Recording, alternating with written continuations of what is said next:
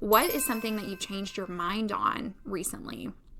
The other thing that I've changed my mind on is content creation. It was October of last year. I took an Instagram sabbatical.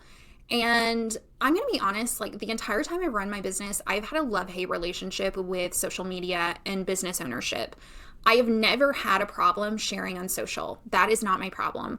My problem is sharing as a business owner on social because there is this weird combination of imposter syndrome and noise that I cannot get past most of the time. So I was like, I'm done. I can't do this. I can't do this the way that I'm trying to do this right now. I didn't feel like I had a lot to say, and I didn't feel like there was space for me in social media or with the things that I wanted to talk about. And so I just quit. And honestly, for that time, it was super freeing. It was really, really freeing to be off of social media from a business owner standpoint. I was seeing a lot of designers and a lot of designs that was making me feel like I did not know what I was doing. And that is not a good place to be. So when I started the new year, I knew that I wanted to try to get back on social media. And I didn't know what that was going to look like. I didn't know what it was going to be like, but I knew that some of the things that I was building, I wanted to have big impact. And one of the places you can have big impact is social media. But I didn't want to do it the same way and with the same approach that I had been doing social media. And so I was like, we're just going to dip our toes back in. I'm going to observe. I'm going to unfollow a bunch of people. And then this magical thing happened right about the time that the rebrand was starting to take shape and ready to go live. Xanth, who I mentioned earlier, announced that she was going to be doing this private social media platform called Social Life. And it was going to be a space where people who were kind of come and incubate their ideas and essentially live in this space, be able to talk about the things happening in our industry, be able to talk about what's going on in the world, and then use that as fuel to create better content, more potent content that could live out in the world.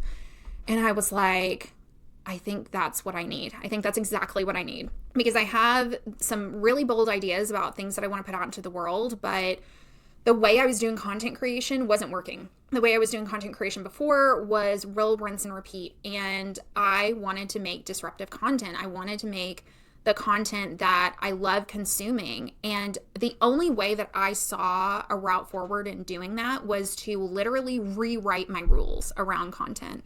And being in Social Life has been huge for that. It has been instrumental in me being able to rewrite the rules for what my content looks and feels like. And that's a big reason why I'm putting a lot more energy here into YouTube. Some of the practices that are a part of Social Life have brought out ideas that I never even would have tapped into otherwise. And also formats. I'm spending a lot more time being very conscious of the way that I'm delivering content, which means I'm delivering less of it because it's better quality. I'm spending more time on creating it and putting it out there. And honestly, it's been so fun and fulfilling, and it's bubbled over into this other brand that I'm building right now and creating better content for that company.